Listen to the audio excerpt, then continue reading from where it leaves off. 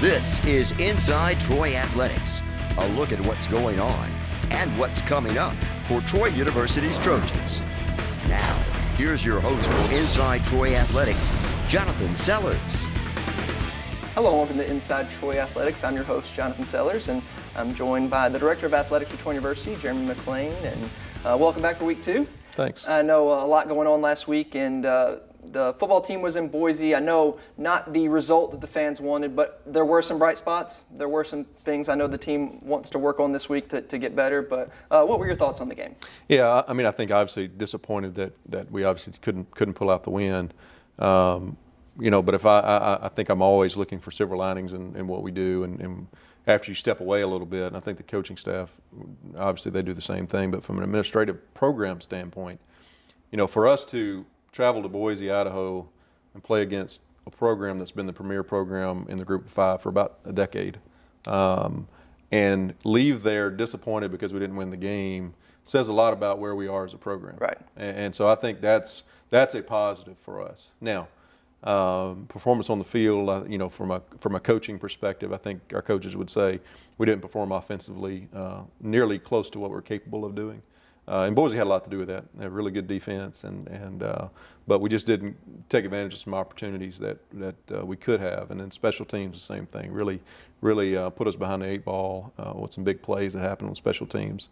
But defensively, I thought for a very young defense and a lot of newcomers, a lot of new faces in some key areas, guys played really, really well, right. and we're out there for a long time, quite honestly. And it was a very, very warm day, and they were out there for much of the first half and a lot of the second half, and I thought they performed outstanding. And I know the coaches will have some areas they want to clean up, but great energy, made some big plays, and just really excited about that aspect for us moving forward into the season. I know that's something we talked about last week was the young players on the team and see how they would respond, and I think they responded quite well. I know a lot of times if their names are called, you hope it's just not for a bad thing, and their names were called a lot, but it was for good plays. I know I'm going to call out some players, but I know Zoe Bridges played well, Kevin Wisenhunt played well, and the Nixons, I remember just seeing those names out there a lot, and for true freshmen or redshirt freshmen, that they played very well. Yeah, and we also had some guys who are not new names to us, but who are in different positions that I thought played outstanding.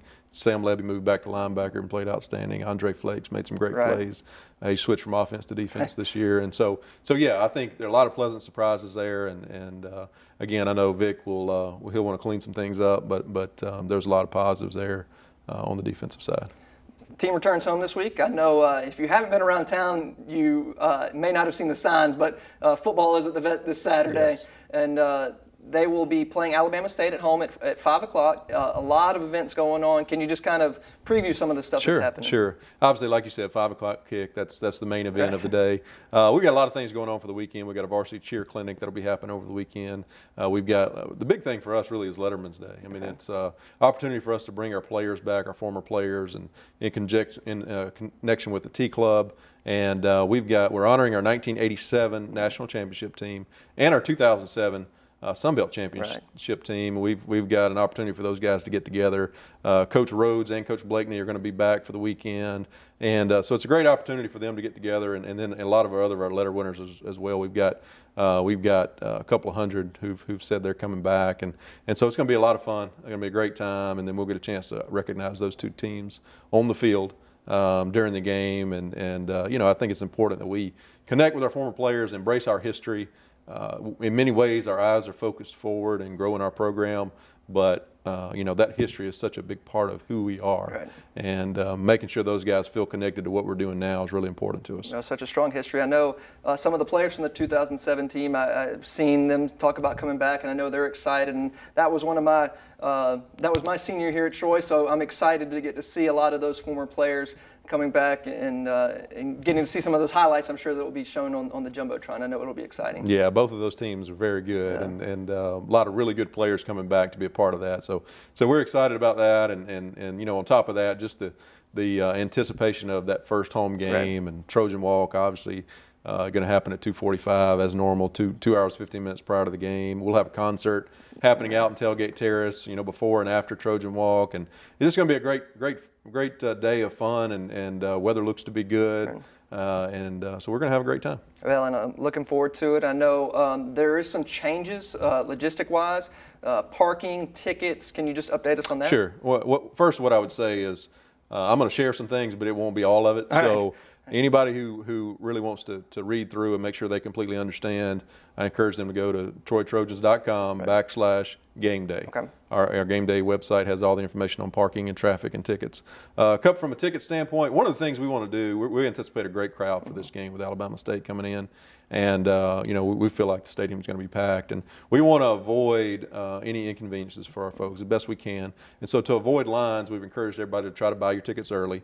And what we'll do, we've added some additional locations around campus. We're actually going to be selling tickets on game day out of the Trojan Arena main ticket office. Okay.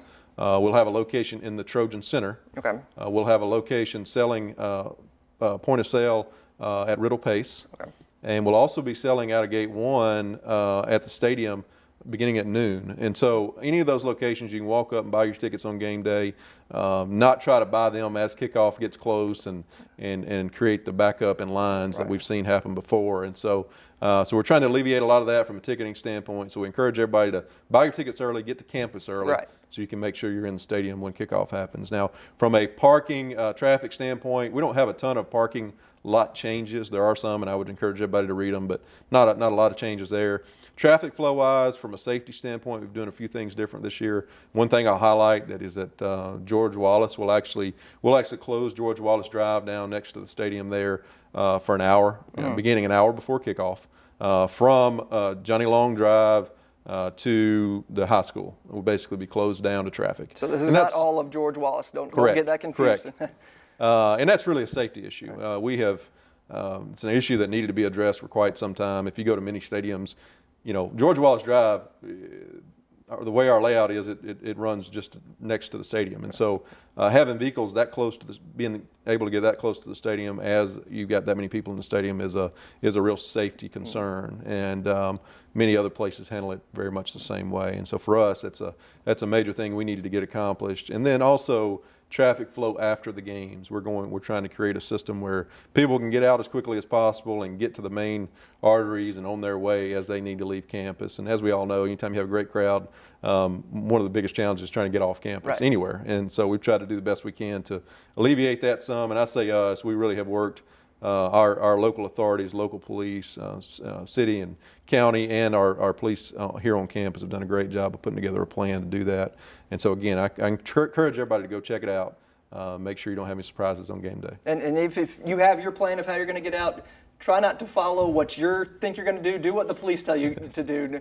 They're instructing you to go that way, go that way, all that stuff. And that's a big piece of it, obviously. We just need everybody to work with us to help make the plan work because, and it's kind of growing pains a little bit. As we continue to grow and we have better and better crowds, and we had a record attendance record last year, the most people in the stadium we've ever had for the year, and we plan on doing that again this year. And so as we grow, we've got to make some small changes, and we'll always be focused on trying to create the best experience we can.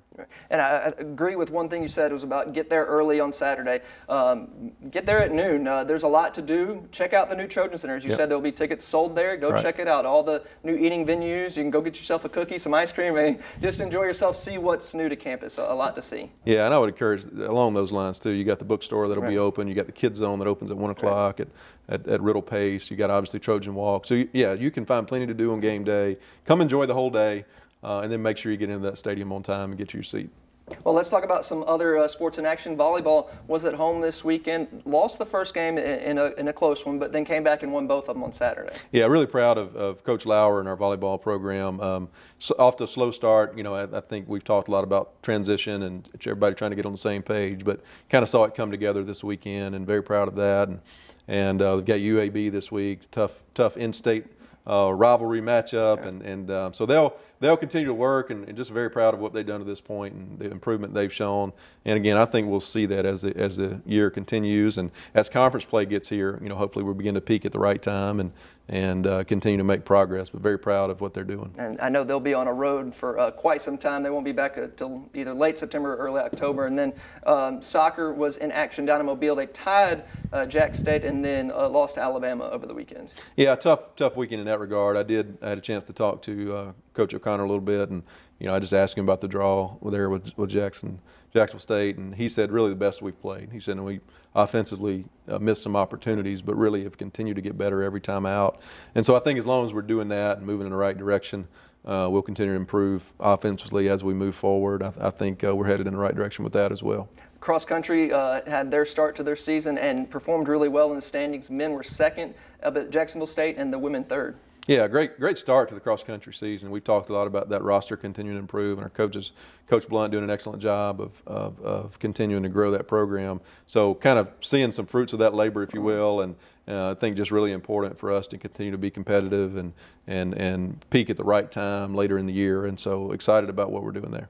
So I know something new that y'all started this week was your Facebook Live, and just y'all are doing several different things in athletics, just trying to get noticed, get your name out there, get your events out there. Can you tell us a little bit about that? Yeah, I think for us, it's there's several layers to it. One, it's about marketing and getting information out there and getting people excited about what we're doing and getting them in the stadium and in the arena, all those things.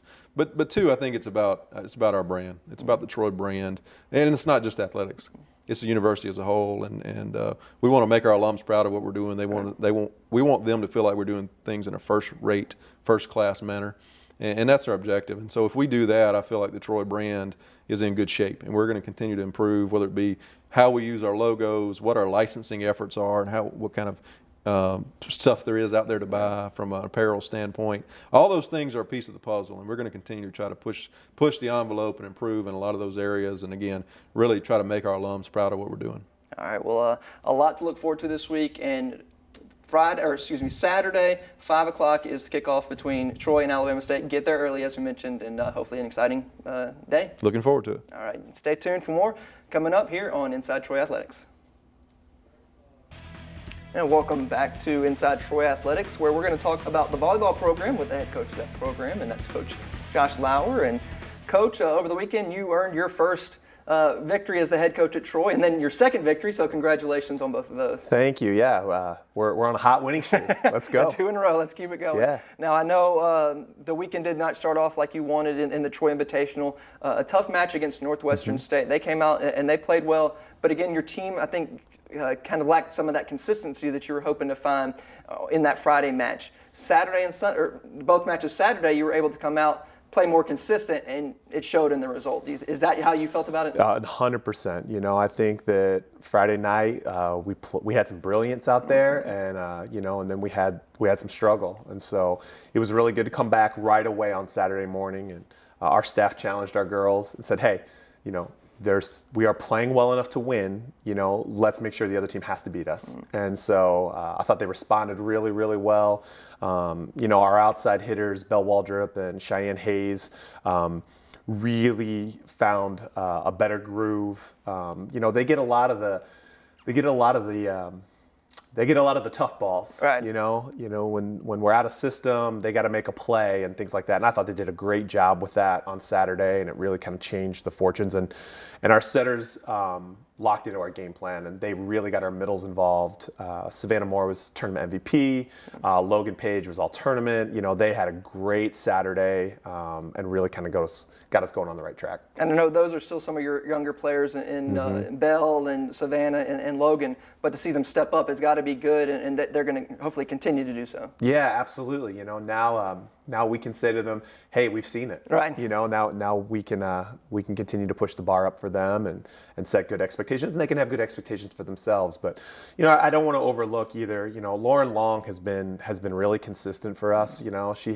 She has been. Belle was on the all-tournament team the first weekend, and Savannah and Logan this past weekend, but Lauren has really been steady for us, especially offensively. And so, we've challenged her with some things, and she's really done a nice job. And so, her senior feel out there, and Raina Terry as well. You know, they're the two upperclassmen out there that can come in and keep the team calm and bring some consistency. Now tonight, Tuesday night, you're going to be facing UAB, and in-state rivalries are always a big thing. I mean, you maybe not have a lot of in-state players on your team, but you want to own this state. You want to win the games that are local. Yeah. And so how important is this win for you? Yeah, I mean, I think that this is important for, you know, not only us, but for our fans. Right. You know, I mean, I think the fans want to see Troy represent. Right. And so, you know, we want to play those matches. I think it's good for our team to, you know, play UAB and play Alabama State. And, you know, we play South in the conference, and we had an exhibition match against Samford. We play Alabama in a couple weeks. So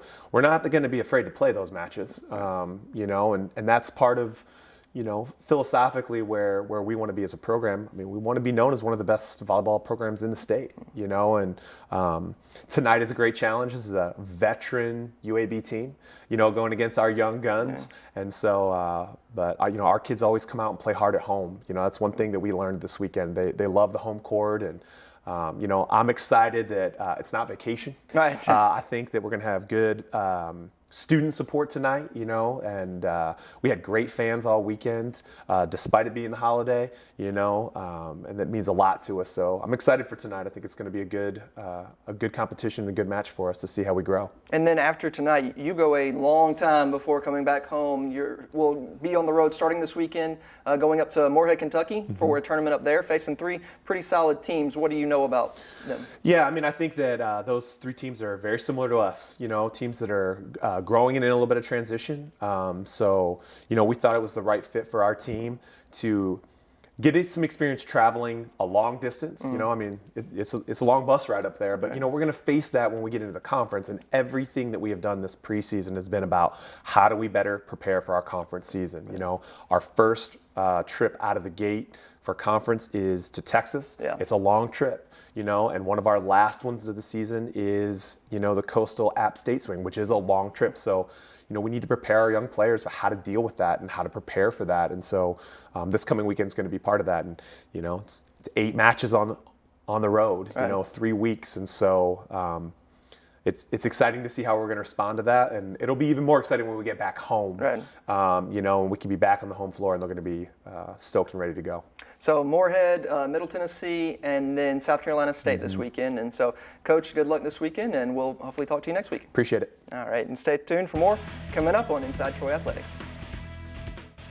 Welcome back to our final segment here on Inside Troy Athletics, and we're going to talk cross country with the head coach of that program, and that's Coach Elliott Blount. And Coach, y'all finally got things started this past weekend, and it was a good start for your team. I know past couple of years we've always talked about the youth of your team. Well, for the men's team, that youth has finally continued to grow, and they are no longer youngsters. They have grown up into veterans. Your women's team, a little younger, but you had some good performances out of them. Correct. Yeah. Thank the good Lord, you know, that the men have matured. They, you know, that was their assignment. You know, go home this summer and come back men, and they did that. And showed up on the course. They stuck together through a mile, and then got to work the last 2/3 of that race and performed pretty well, taking second. And the women, we had 3 amazing freshman performances, and it was very, very reassuring for the future for them. So. Now, who are some of the names that we could watch out for this year? On the men's side, I mean, we got 5 guys pretty strong now. We got Bracken Stewart, you know, Brad Dixon, Brennan Garrick, Daniel Glick, Sawyer Sprung. You know, they're really doing the thing out there. And then for the women, the 3 freshman girls that are coming along, Mackie Walls, Christy Caruana, and I'm drawing a blank here, Cara Colter. Mackie Walls, Chrissy, and Cara. Yeah, I got all 3. You got it. I got all 3. But we need the older ladies to step up. You know, some of those sophomores and juniors to kind of, you know, the seniors to kind of step up and match the level of competitiveness that those freshmen have shown. Now, you will not be racing this coming up weekend. You'll be back in action in 2 weekends right. at Appalachian State.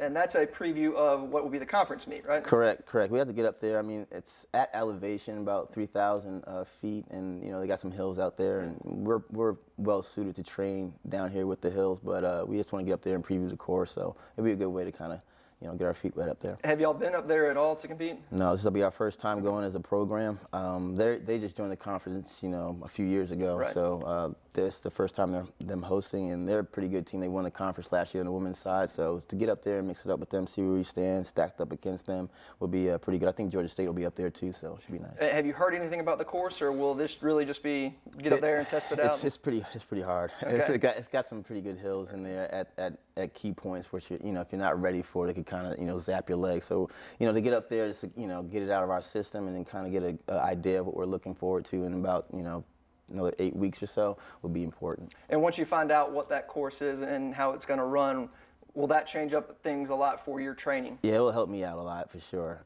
We've been adding a lot more hills than we had in years past already. So once I get up there and see how the course is laid out, it will definitely help me cater the workouts a lot more to what we need to do. All right, Coach. Well, I know you won't be in competition this weekend, but I'm sure you'll have your guys out there running, and we'll talk to you in a couple weeks. All right, thank you. Thank you for joining us. Stay tuned for next week for more coming up on Inside Troy Athletics.